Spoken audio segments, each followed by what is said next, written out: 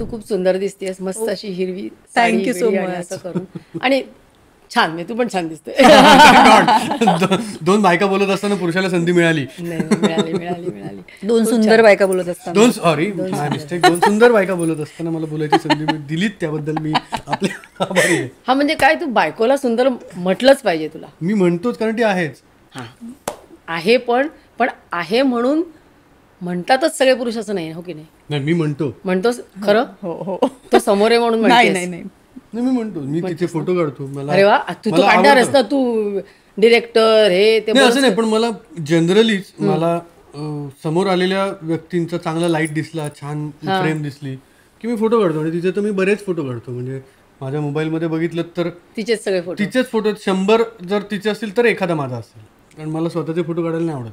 आणि मला छान फोटो काढता येत नाही, त्यामुळे त्यांचे फोटो मग ते बरं आहे, तो फोटो काढणार. त्यामुळे मी फोटो काढून घेते छान. कारण ना बऱ्याच मी बघते अशा बायका म्हणतात, ह्यांना ना फोटो काढता येत नाहीत, कारण की मी छान दिसली पाहिजे असं प्रत्येकीचं असतं.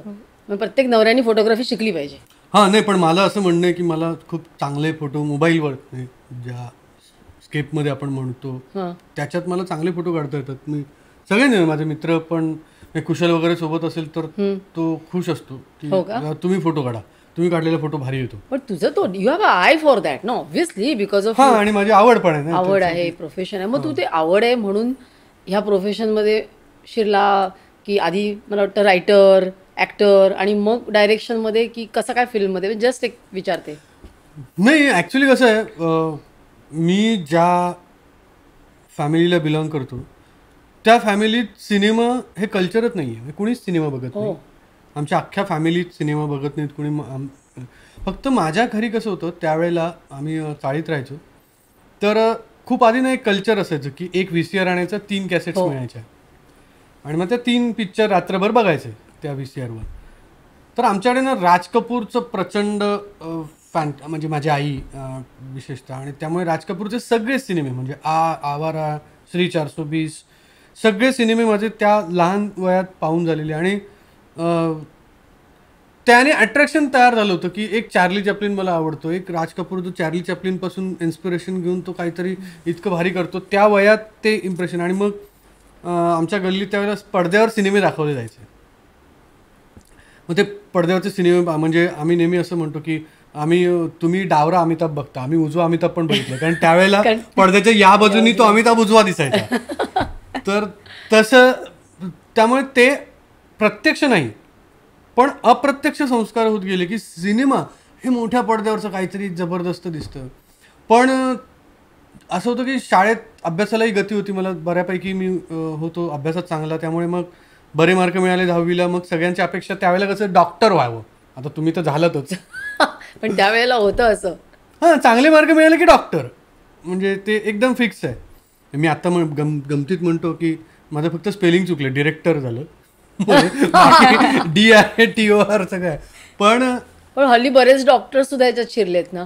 पण चांगली गोष्ट आहे, काय वाईट आहे. म्हणजे उलट मला असं वाटतं की डॉक्टर लाईक यू, तुम्हाला ना ती एक ॲनालिटिकल पॉवर असते ना, यू कॅन ॲनालाइज. डॉक्टर म्हणजे तुम्ही काय करता की तुम्ही पेशंटला किंवा काय वॉटर सिम्पटम्स न बघता त्याचा 10 अँगलने विचार करता. म्हणजे मला सर्दी झाली समजा, तर एक डॉक्टर त्या सर्दीचा 10 अँगलने विचार करणार ना, याला कुठल्या प्रकारची सर्दी आहे. आणि तसंच किंवा काही, आता डोंट माइंड, पण काही डॉक्टर्स सर्दीला पण काय लिम्फोसर्कोमा ऑफ नोज असं सांगून ते वाढवू शकतात. तसंच दिग्दर्शकालाही करावं लागतं ना, की एक गोष्ट आहे ती अशी वाढून चढून सांगावी लागते. पण मला ना लहानपणापासून गोष्टी सांगायला खूप आवडायच्या. Story telling was my passion. हां, म्हणजे अनुही कधीतरी असं म्हणते की तुम्ही गप्पा मारायला लागलात आणि गोष्टी सांगायला लागलात की मस्त मजा येते, की ह्याची गोष्ट, मग त्याचा किस्सा, मग त्याचा किस्सा. तर ते असल्यामुळे कदाचित असं झालं असेल. आणि मग नंतर मी BSc केलं, zoology, MSc part 1 bye research. पण नंतर असं झालं की एक वेळ आली की निर्णय घ्यावा लागला. मग मला तेही आवडतच होतं. मी PhD झालो असतो जर मी, किंवा कधी संधी मिळाली आयुष्यात तर करेनही पुन्हा, असं नाही.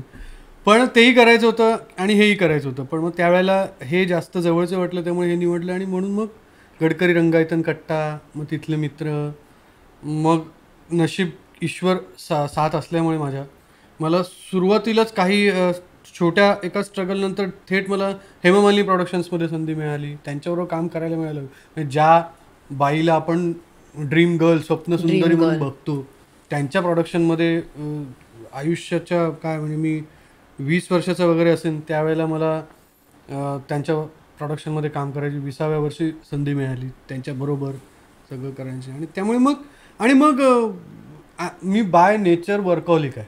म्हणजे तुम्ही मला 24 मधले 22 तास काम करायला सांगा तर आय एम हॅपी.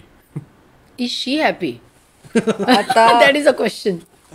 आधी नव्हते, पण आता मी पण त्यांच्याबरोबर राहून माझं पण तसंच झालंय की मला पण काम नसलं तर मग चैन पडत नाही. हा म्हणजे आता काय करायचं मग असं होतं. How about you?